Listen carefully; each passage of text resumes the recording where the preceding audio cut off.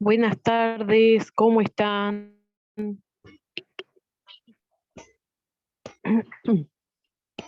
Veo que no Buenas hay tardes. muchos conectados, pero igual vamos a empezar porque ya estamos en hora. Buenas. Buenas.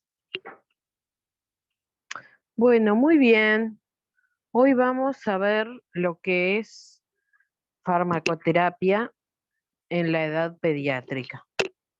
Es una clase que tampoco no es una clase larga, pero que en realidad hay que, más allá de lo específico que ustedes van a ver, lo importante es que ustedes, o sea, no es que se tienen que aprender cada una de las cosas que vamos a decir de manera específica, pero sí lograr al finalizar la clase entender que en la edad pediátrica y dependiendo el grupo, que ahora vamos a ver cómo se clasifican, hay una diferencia y que por lo tanto la farmacocinética y la farmacodinamia se van a comportar así como eran de manera diferente en los adultos mayores, también lo serán en la edad pediátrica.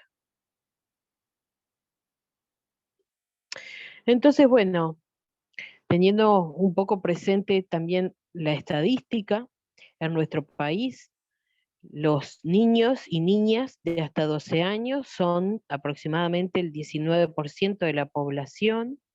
Si observamos la gráfica ahí a la derecha, vemos que desde el año 63 hasta el 2011, que fue el último censo, la tasa de crecimiento viene bajando. Sabemos que en Uruguay tenemos una población envejecida y que, bueno, vamos a ver qué pasa en este año que viene en el censo, pero bueno, todo viene diciendo que esto se mantiene, ¿no? Que la tasa de crecimiento continúa en bajada. Si ven ahí a la izquierda, hay una tabla que muestra también la cantidad de población menor de 13 años y ven ahí el total de ese casi 19% del que les hablaba más arriba, de una población de 3 millones y pico. Los niños hasta 12 años constituían esos 610.000 y bueno, siendo eso el 19%. Es poco en comparación con la población total de nuestro país, pero es significativo. Lamentablemente, y eso van a verlo un poco en la tarea que tienen para hacer luego de la clase, que les dejé ahí como recurso un libro y les especifiqué ahí en las páginas que tienen que buscar, que en realidad son 2 preguntas, cada una se responde leyendo una carilla nomás, es corto, pero bueno, la importancia de destacar el hecho de que en la edad pediátrica no existen investigaciones en cuanto a farmacología, existen muy pocas orientadas específicamente a la edad pediátrica, sino que la mayoría es hecha en adultos y bueno, y se extrapolan los resultados a lo que es la pediatría. Pero bueno, resulta fundamental e importante teniendo en cuenta que un niño no es un adulto pequeño, sino que por sus características morfológicas, funcionales,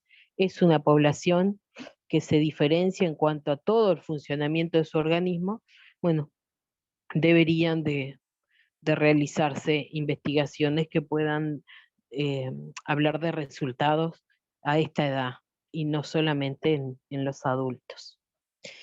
Hay algunas cosas importantes a tener en cuenta, como por ejemplo que la farmacocinética y la farmacodinamia difiere en muchos mecanismos de los de la edad adulta, que muchas veces la prescripción se hace por mero empirismo, es decir, porque se usa en otras edades y bueno, está.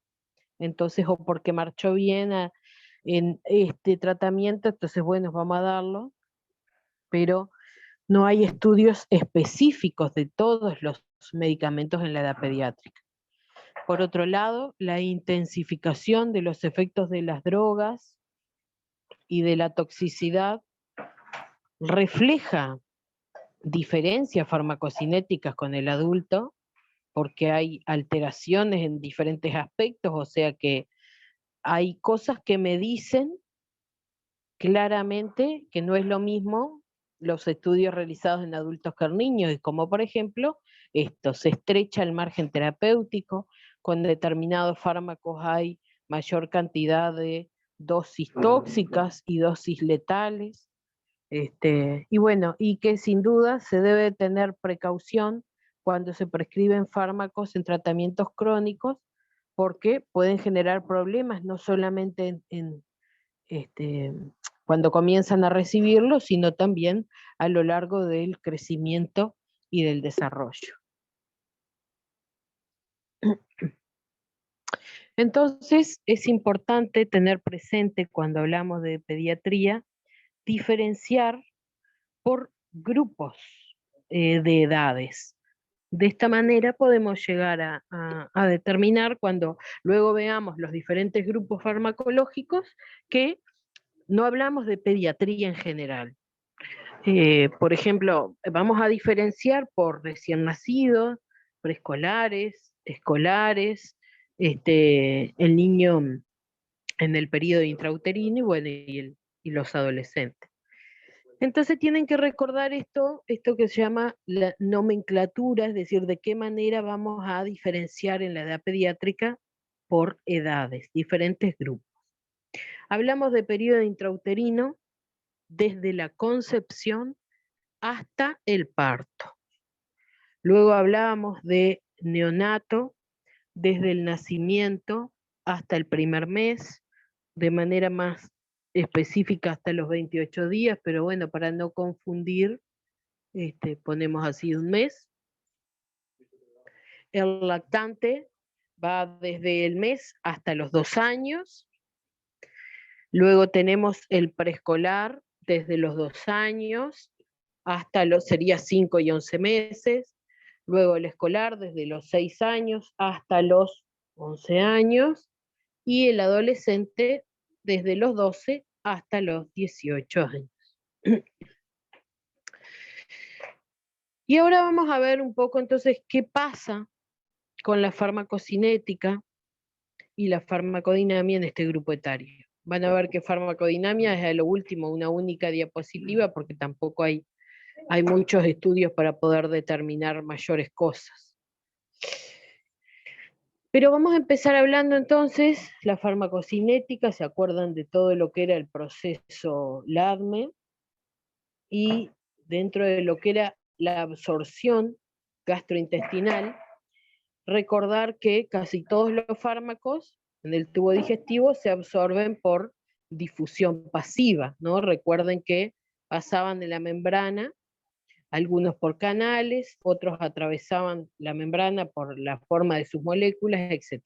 Pero bueno, la mayoría se absorben de esa forma, pasan de un lado de la membrana celular hacia el interior. Y que esa absorción, ¿no? Todo el proceso de farmacocinética, o sea, todo el proceso no, la absorción dentro de lo que es el proceso farmacocinético, también había algunos factores que la podían complicar, ¿no? Y entre esos factores estaban el pH gástrico, el que hubiera o no alimento, el tiempo en el que demoraba en vaciarse el estómago y la motilidad gastrointestinal, ¿no? Es decir, cómo vamos a decir, todo lo que era el movimiento de los fármacos desde que ingresaba hasta que transcurría por todo el aparato digestivo. Esperen un segundo. De cerrar acá porque hay ruido.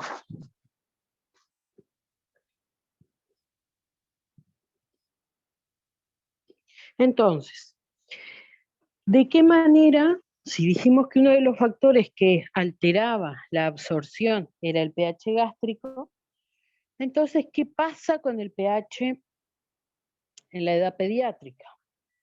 Nosotros tienen que tener presente que para que exista una correcta absorción, el pH del estómago tiene que ser más bien tirando hacia la acidez, ¿no? Por la presencia de diferentes componentes del jugo gástrico, como son el ácido clorhídrico, la pepsina, etcétera, que van a hacer que en el estómago el medio sea ácido.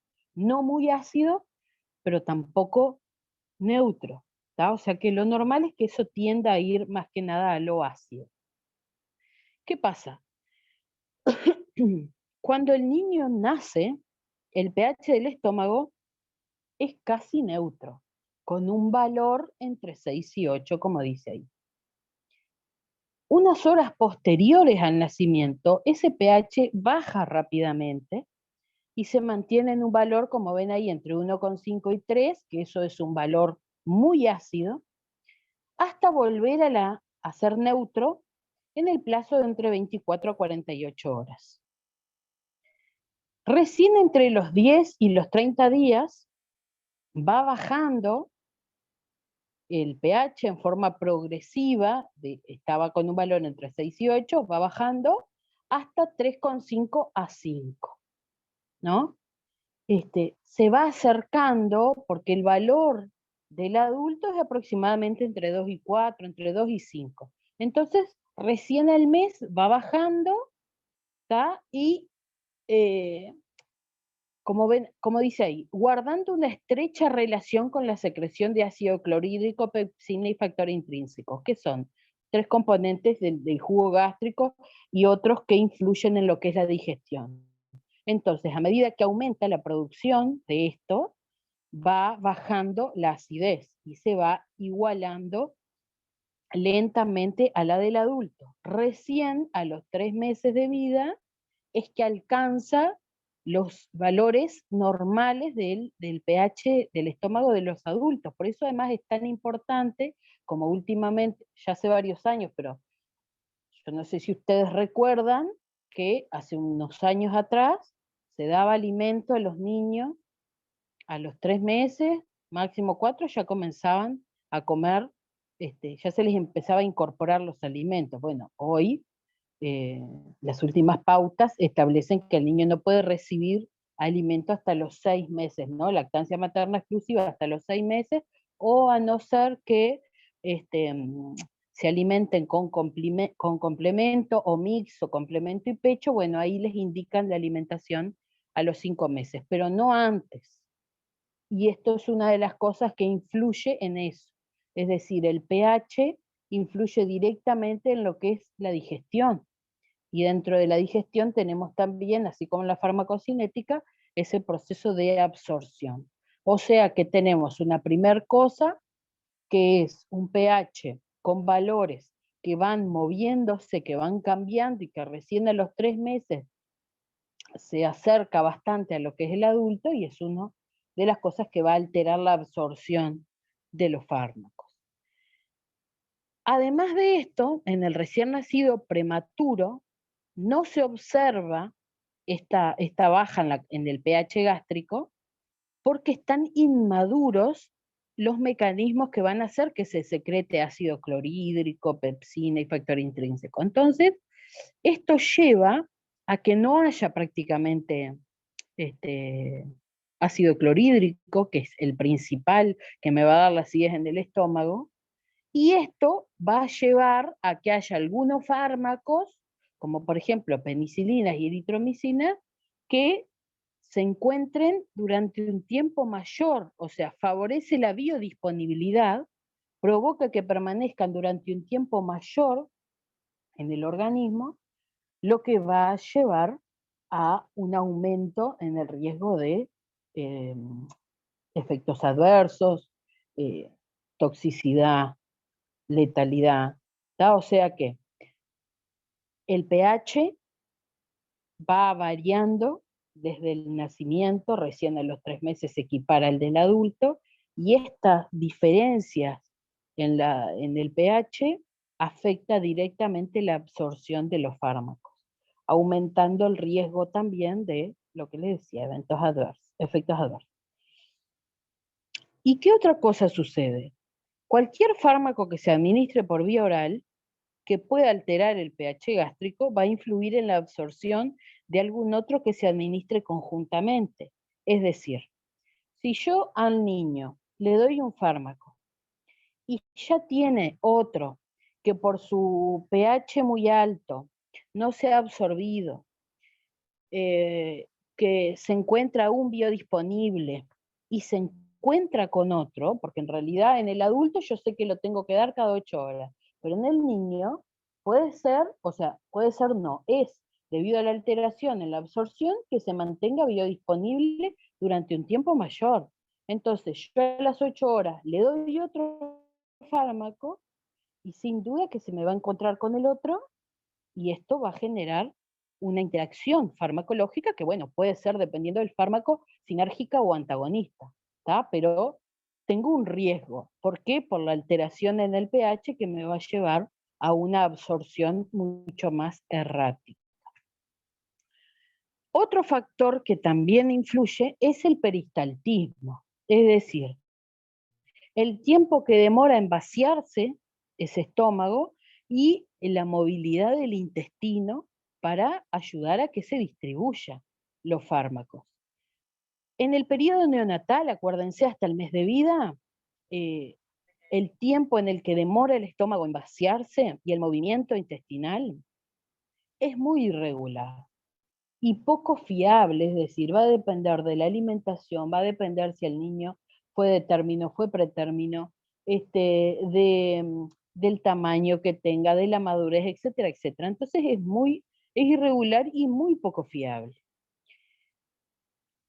Por ende no. Además de esto, ya el vaciamiento gástrico en los recién nacidos es prolongado y demora aproximadamente entre 6 y 8 horas. Recién a los 10 meses de edad va a adquirir los niveles del adulto, ¿tá?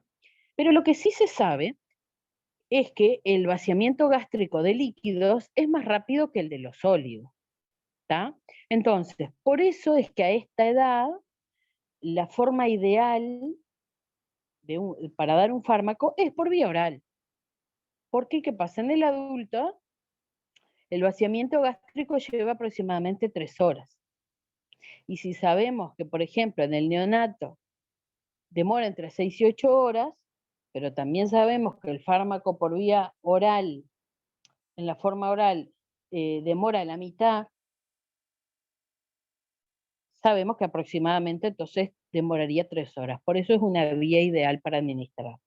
Y bueno, y como muchos, la presencia de alimentos altera la absorción de diferentes tipos de medicamentos, ¿tá? O sea que tenemos presente, ya dijimos que el pH, debido a la inmadurez, a la falta de presencia de ácido clorhídrico y de otros factores, altera la absorción, se demora más, esto aumenta la biodisponibilidad y por lo tanto el riesgo de efectos adversos. Ahora hablamos del peristaltismo, es decir, que tanto el vaciamiento gástrico como la movilidad de los intestinos va a depender de la edad, pero que va a ser también más lenta, de que tenemos como ideal, digamos, las formas orales, por su tiempo de eliminación más rápido, y que la presencia de alimentos va a alterar la absorción. Por otro lado, tenemos otro factor que influye también en lo que es principalmente la metabolización de las diferentes drogas y la distribución, como son el que falten algunas enzimas, ya sea pancreáticas o digestivas. ¿Por qué? Por ejemplo, en el recién nacido existe una inmadurez en lo que es la función biliar y por ende se secreta muy pocos ácidos biliares. No sé si ustedes recuerdan que la bilis, ¿tá? Y los ácidos biliares son los encargados de degradar las grasas. Entonces, por lo tanto, si nosotros tenemos alguna droga que es liposoluble, ¿no? La falta de presencia de ácidos biliares me van a afectar la absorción de ese tipo de drogas. Por otro lado, en el prematuro, hay una deficiencia de una enzima pancreática que es la amilasa. Y hay algunas drogas, como el cloranfenicol, que necesitan de esas enzimas para poder pasar a su forma activa, ¿tá? Y poder actuar como tienen que actuar. Al no haber esa enzima, este tipo de fármacos no se va a absorber de manera correcta, va a ser irregular, va a ser incompleto y por lo tanto su función no va a ser a la cual estaba destinada.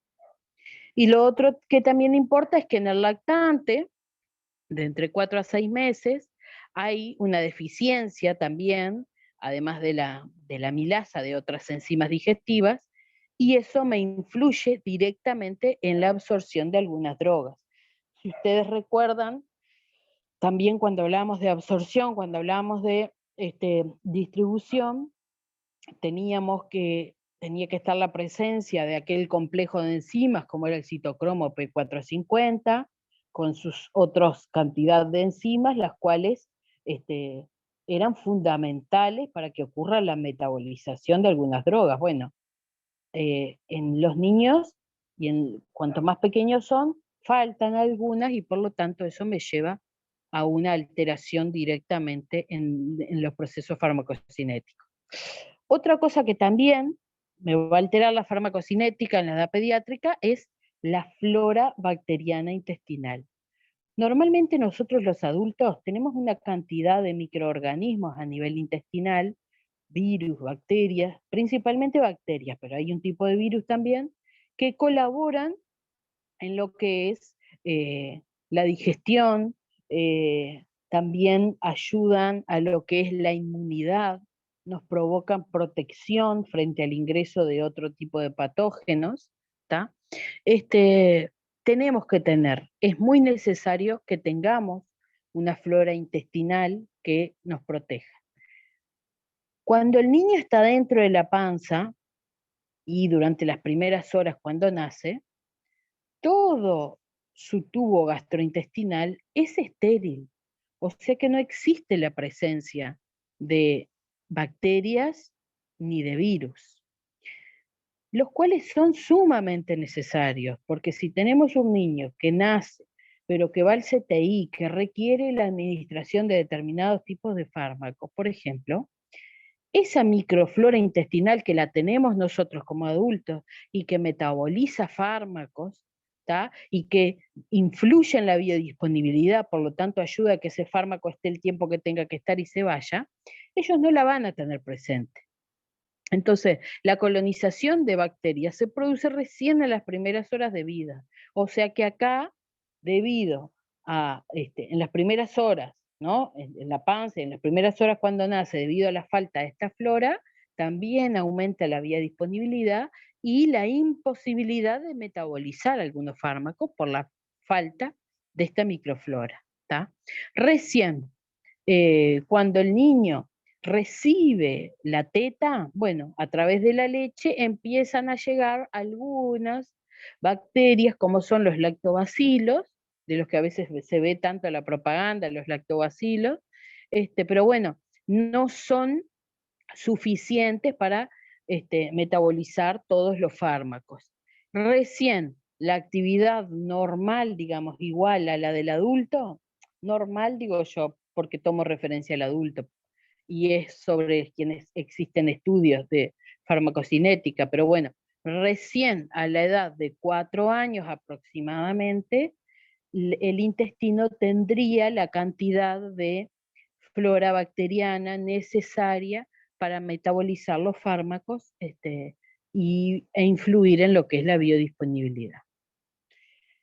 Entonces, vamos a empezar de atrás para adelante, vamos a tener, como dijimos, factores que afectaban la absorción. Factores fisiológicos, como los que nombré hace un rato, como desde la superficie del área disponible para absorberse, el volumen de líquido en el sitio de administración, ahora luego vamos a ver, pero el niño, y cuanto más pequeño, tiene una mayor superficie, mayor cantidad de agua, una superficie grande para lo que es su edad, entonces el volumen de líquido que haya ahí en donde yo vaya a administrar la medicación va a hacer que se distribuya más rápido, que aumente la absorción en algunos casos, y también me va a complicar la farmacocinética en alguna situación. También lo que es la presencia o ausencia de vías metabólicas o enzimas para la biotransformación, como les decía hace un rato, me van a afectar la farmacocinética. Lo que es cosas que están determinadas por el tiempo en el que están en contacto, como por ejemplo, de qué manera se absorben. Bueno, dijimos que teníamos un vaciamiento gástrico retardado y un tránsito gastrointestinal también, y eso me complicaba la farmacocinética. El flujo sanguíneo, la afinidad de la droga por proteínas plasmáticas, en los niños también tenemos poca cantidad de proteínas y puede haber patologías asociadas que me compliquen aún más esto. Y bueno, y otro tipo de patologías concomitantes que puedan complicar todo lo que les leí anteriormente. Para no entreverarse y por ahí ven palabras medias raras, complicadas, no se preocupe. Todo esto quiere decir que la edad va a alterar la farmacocinética, principalmente lo que es la absorción, de acuerdo a todas las variaciones fisiológicas que tiene el niño que difieren del adulto. Y luego tenemos otros factores, ya dependiendo que dependen del fármaco, que también van a afectar la absorción, como por ejemplo el tamaño de las moléculas de ese fármaco y por lo tanto el peso molecular que tiene.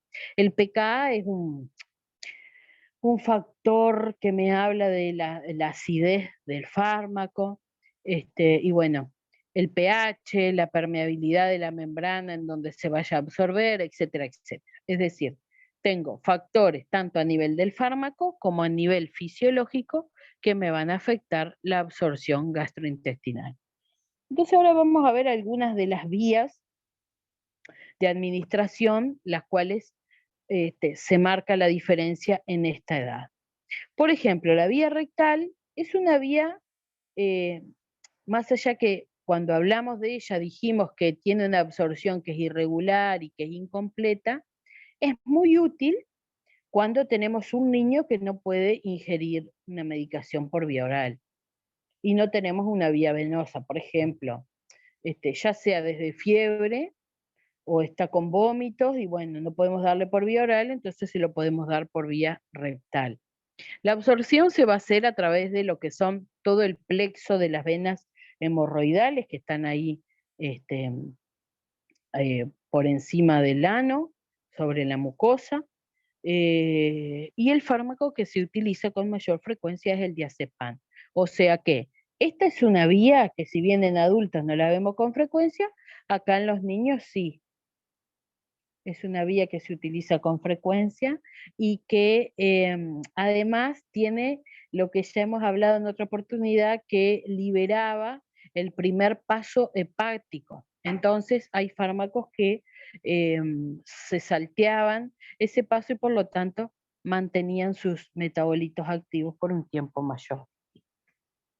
La vía intramuscular tiene algunas características en esta edad. ¿Qué pasa? Si un fármaco es hidrosoluble y se inyecta en una zona que es bien irrigada, alcanza la sangre de manera rápida. Normalmente, nosotros escuchamos que en el adulto, sacando las vacunas de lado, ¿no? Pero, no saquemos las vacunas, también vamos a hablar de las vacunas. Nosotros vemos que en el adulto la zona que se utiliza para inyectar un fármaco por vía intramuscular o una vacuna es o el glúteo, ¿no? En las nalgas, o en el brazo, en el músculo deltoide. Zonas que en la edad pediátrica, hablando de lactantes, niños pequeños, no se utilizan con frecuencia. Y esta es la razón que ven ahí arriba escrita. Son zonas que no están bien irrigadas porque no tienen los músculos bien desarrollados. El bebé menor de 2 años, en el glúteo, tiene mucho tejido graso, pero tiene poco músculo. Entonces, si yo inyecto un fármaco allí, no se va a distribuir bien, por la falta de músculo, que es en donde están los vasos sanguíneos, entre medio de las fibras musculares, y es donde se va a absorber. Entonces se utiliza en los lactantes pequeños, como ven ahí en la imagen, un músculo que está en el muslo, que se llama el músculo vasto externo. ¿Tá? Y por eso van a ver que quizás cuando ustedes van a darle las vacunas a los bebés, no utilizan el brazo, utilizan ese músculo. Algunas sí ponen el brazo, pero son las menos. cuando tienen que darles muchos, por ejemplo, al año, utilizan los brazos, pero si no, utilizan preferentemente las piernas, por ese motivo. Si tenemos una droga que es liposoluble, su absorción va a ser lenta en los niños pequeños. En los neonatos, o sea, en los recién nacidos, no se va a absorber todo. Se va a absorber no de manera exacta, sino muy variable. ¿Y por qué va a variar? Porque los neonatos tienen un mecanismo que se llama de adaptar la distribución de su flujo sanguíneo, porque su circulación es inmadura. Entonces van adaptando el flujo sanguíneo, a veces tienen mejor de un lado, a veces mejor del otro, por eso a veces ven que tienen las manitos, los pies más a su lado. Y bueno, entonces por ese motivo no va a haber una absorción exacta. Por otro lado, al tener una masa muscular reducida, al ser la contracción muscular ser bastante inmadura y escasa, y también sumado a que pueden haber muchas patologías que me complican la circulación, bueno, en fin, todo eso lleva a que esta vía intramuscular en los niños pequeñitos no sea la mejor por todas estas situaciones erráticas en lo que es la absorción. Sin embargo, la vía cutánea en el neonato, como tiene en el recién nacido, ¿no? Como tiene, digamos, una gran superficie corporal, porque más allá de que sea chiquitito, en comparación su cuerpo con su cabeza es grande, una gran superficie corporal, y además son muy hidratados, tienen casi un 80% de porcentaje de agua en su cuerpo, los fármacos por la vía cutánea se absorben mucho más rápido que en un adulto. Entonces tenemos un gran riesgo de sufrir intoxicaciones.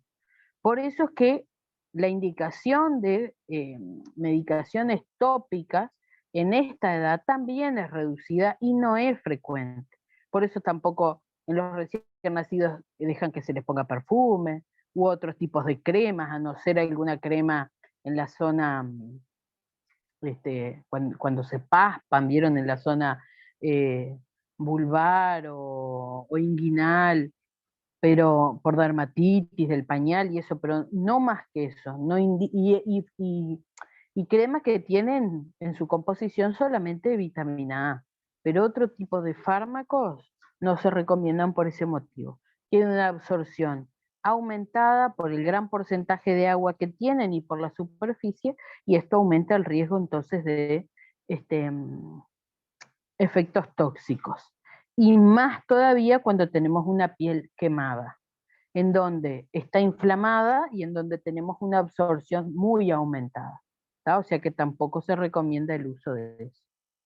Y luego, lo que es la vía subcutánea, acuérdense que tenemos la piel y por debajo el tejido subcutáneo, que es el tejido que tiene el tejido graso, no es una vía que se utilice en niños, ¿tá?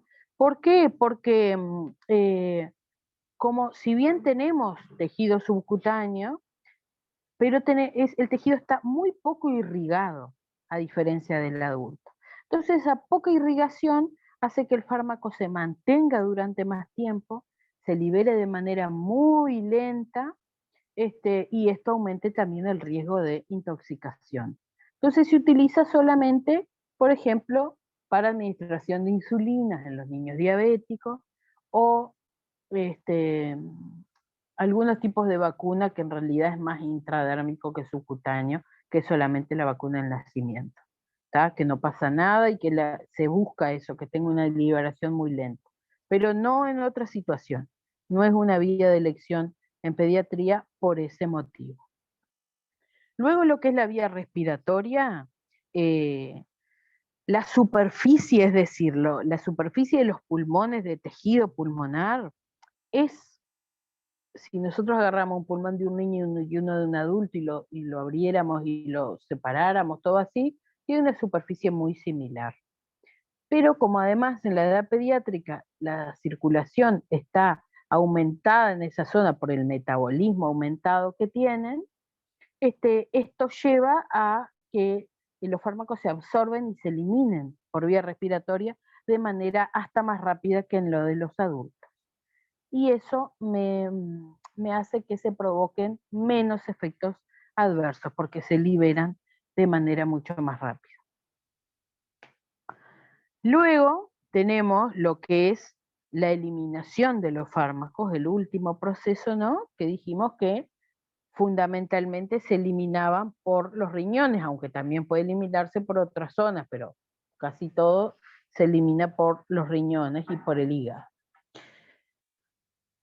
Todos los mecanismos de excreción, es decir, de producción de orina, la orina se produce por diferentes mecanismos, que es, bueno, se produce reabsorción a nivel de los túbulos, excreción, etcétera, etcétera. Es todo un proceso. Filtración, secreción, reabsorción, pa. Todo eso en el pequeño, en el neonato, no está desarrollado de manera completa cuando nace. Y menos aún cuando son prematuros, ¿verdad? Porque tienen menos cantidad de células encargadas de cumplir con todos estos procesos. Entonces tenemos complicación en la producción de orina, en la formación de la orina, y por lo tanto todo eso se traduce a que finalmente los fármacos van a permanecer durante un tiempo mayor porque demoran más en ser eliminados. Entonces hay muchas drogas en la edad pediátrica, a diferencia del adulto, que se tienen que ajustar las dosis cuando se analizan las concentraciones en las que se encuentran. Entonces, tenemos varios factores que van a afectar la farmacocinética en la edad pediátrica, ¿no? Desde factores gastrointestinales, como el pH, el tiempo de vaciado, el tránsito intestinal, la alimentación, la superficie de absorción, la flora intestinal. A nivel de la vía intramuscular, el flujo sanguíneo, la masa muscular, cómo se contrae ese músculo. A nivel de la vía subcutánea, cómo está formada esa piel, ese tejido subcutáneo que todavía tiene pocos vasos sanguíneos, una piel muy hidratada que me aumenta la absorción. Tenemos alteraciones en lo que es la distribución también, por la forma, el flujo sanguíneo que tienen los órganos, los tejidos, el tamaño que tienen, la capacidad débil todavía para unirse a proteínas, la falta de enzimas, ¿no? Que me van a ayudar a metabolizar algunas drogas, y alteraciones a nivel, como les decía recién, de la excreción renal en cuanto a todos los procesos que están inmaduros, todos los procesos que van a fabricar la orina y que van a lograr efectivamente eliminar el fármaco del organismo. Eso entonces en cuanto a la farmacocinética, ¿está? Alteraciones por inmadurez de los órganos, por faltas de algunas sustancias que ayudan en lo que es la farmacocinética en el organismo del usuario adulto, que van a faltar en los niños y por lo tanto van a afectar todo el proceso de farmacocinética en todas sus etapas. Y luego, en lo que es la farmacodinamia, que acuérdense que era una vez que el fármaco ingresaba, ¿qué hacía ese fármaco en nuestro organismo, verdad? Bueno, ya acá en la edad pediátrica no se sabe con exactitud cómo están esos receptores en las células. No hay estudios ni en los neonatos ni en los lactantes que me puedan decir qué cantidad de receptores hay, qué tipo de receptores hay. Entonces, solo la base empírica, es decir, lo que está hecho, lo que se ha hecho y lo que se ha podido demostrar, derivado de la administración, es lo que me dice que puedo usar o que no. No hay estudios ni investigaciones específicas en cuanto a receptores, sinergismo, antagonismo a esa edad. Entonces, Resumiendo, se necesitan más estudios en farmacología pediátrica para poder predecir las acciones farmacológicas o tóxicas de las drogas en este tipo de usuarios, ¿tá? Que están en plena maduración y en cambios constantes en cuanto a lo que es el funcionamiento y el metabolismo de su organismo. Y bueno, chicas, era eso lo que quería contarles. No sé si alguna tiene alguna duda. Como les digo, no importa lo específico, gurisas. No importa que ustedes sepan que el pKa o el peso molecular me va a afectar la absorción, o que, yo qué sé, no sé, algunas cosas de manera muy específica, ¿no? Como que falta la amilasa, o que no hay mucha secreción de ácidos biliares. A mí me interesa que de esta clase ustedes se vayan sabiendo que cuando hablamos de farmacología o farmacoterapia en pediatría, tenemos grandes diferencias con el adulto. ¿Por qué? Porque el funcionamiento y la madurez de ese organismo me va a generar una alteración directa en lo que es la farmacocinética. Y sobre la farmacodinamia no hay investigaciones ni estudios suficientes que me puedan llegar a determinar ni aclarar de qué manera actúan los fármacos en el organismo. O sea que todo se hace en base a pruebas y a lo que está comprobado en el adulto. Y nada más que eso. ¿Nadie tiene preguntas? Profe, yo quería consultarte, ¿por qué no hay estudios suficientes aún? Bueno, algo de eso es lo que ustedes van a tener que hacer en la tareita. Yo les dejé un libro en donde dice la orfandad de la farmacología en pediatría, qué pasa, pero en realidad tenemos varios aspectos, ¿no? Primero es que nadie, debido a esto, a que es un organismo en constante maduración.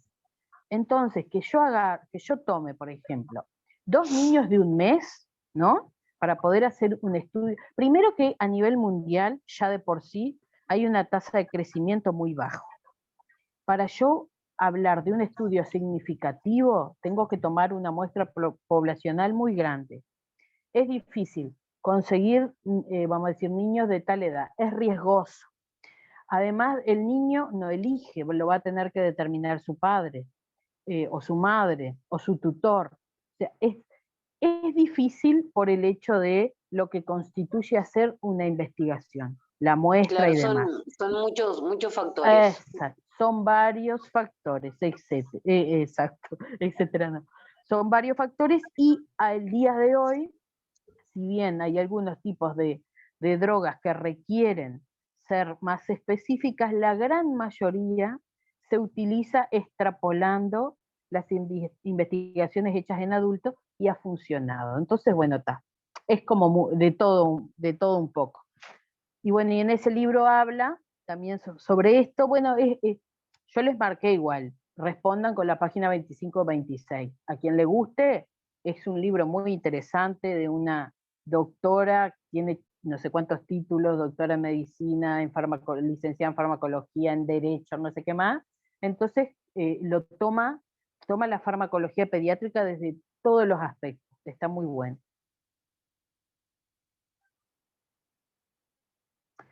Así que bueno, chicas, les quería decir esto, voy a pasar la lista ahora, pero les quería decir una cosa. Vimos lo que era la farmacoterapia en adultos. Vimos ahora lo que es la farmacoterapia en pediatría. En la próxima clase vamos a ver lo que es en la lactancia.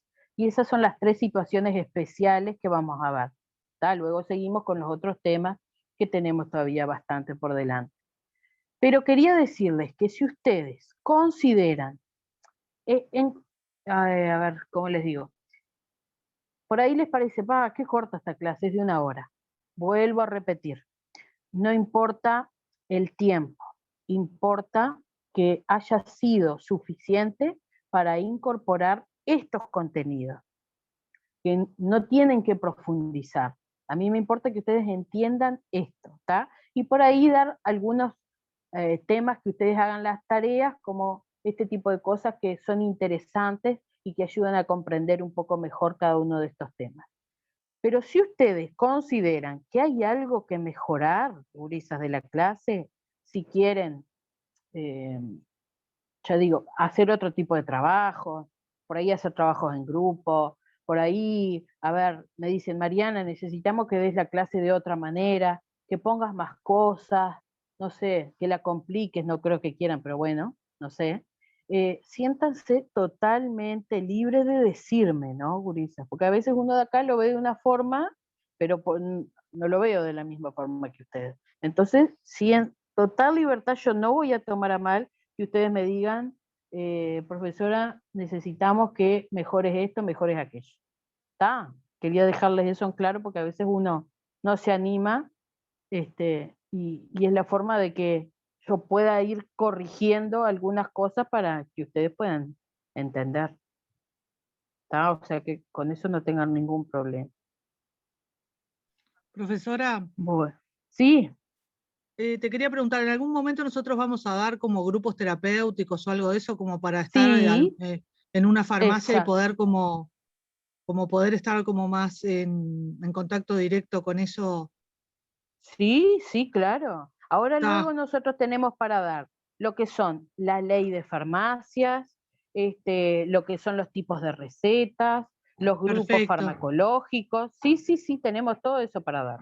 Ah, buenísimo, buenísimo. Si quieren luego, yo les muestro, no lo tengo acá en el celular, lo tengo en la computadora, el cronograma que les muestra así los temarios que faltan de las otras clases.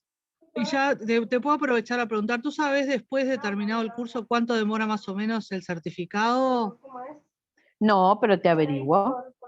Te Digo, averiguo me qué pasa. interesaría por un tema laboral nada más, digo, para saber, para poder planear una entrega de currículum con ese certificado.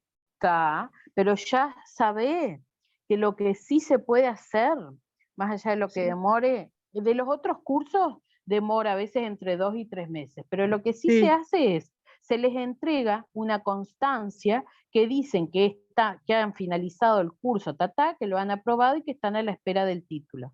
¿Viste? Porque perfecto. Y entonces con eso, sí. esa finalización estaba prevista para el 18 de enero, si no me equivoco.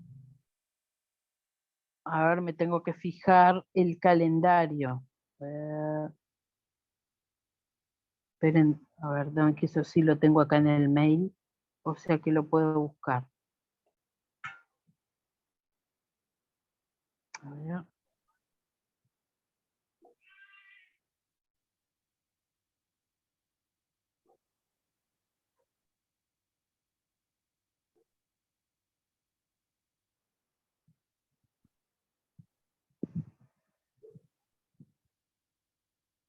No creo que lo tengo acá.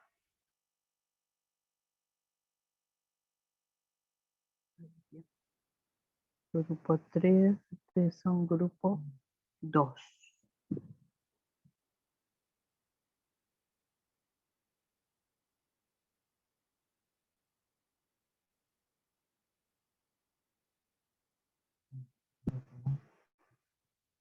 Acá.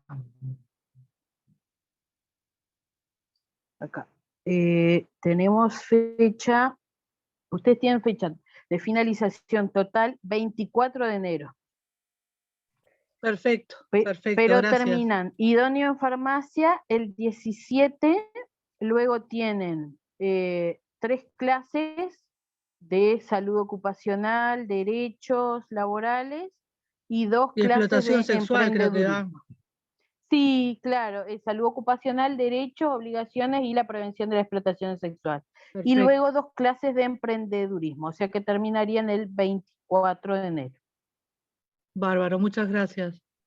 Ah, no, por favor. Bueno, pasamos la lista. Lorena Urquiola,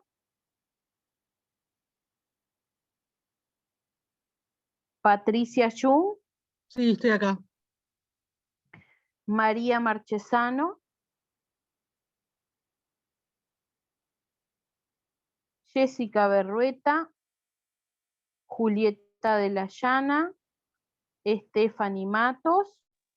Presente. Bárbaro. Stephanie Lago. Lorena Goicochea. Sabrina Romero. Presente. Camila Pereira. Presente. Mailén Taruselli. Presente. Adara Di Perna. Ah, Mailén está ahí. Adara Di Perna. Presente. María Martínez. Presente. Y Nayeli Silva. Presente. Buenas. Gurisas, así que les quedó la tarea. La clase que viene les muestro el cronograma, así ya ven, porque es interesante saber también las clases que quedan para ver lo que vamos a ir viendo. Y ya les digo, si les voy a dejar un foro, porque por ahí alguna no se anima a decir, y a mí me interesa que propongan si quieren cambiar alguna metodología de algo, ¿está? O sea que no importa, miren que yo no voy a mirar el nombre, Purisa, no tengan miedo de decir las cosas, pero ¿está? Espero eso para ver si tenemos que ir corregir algo, que a mí me ayudan también.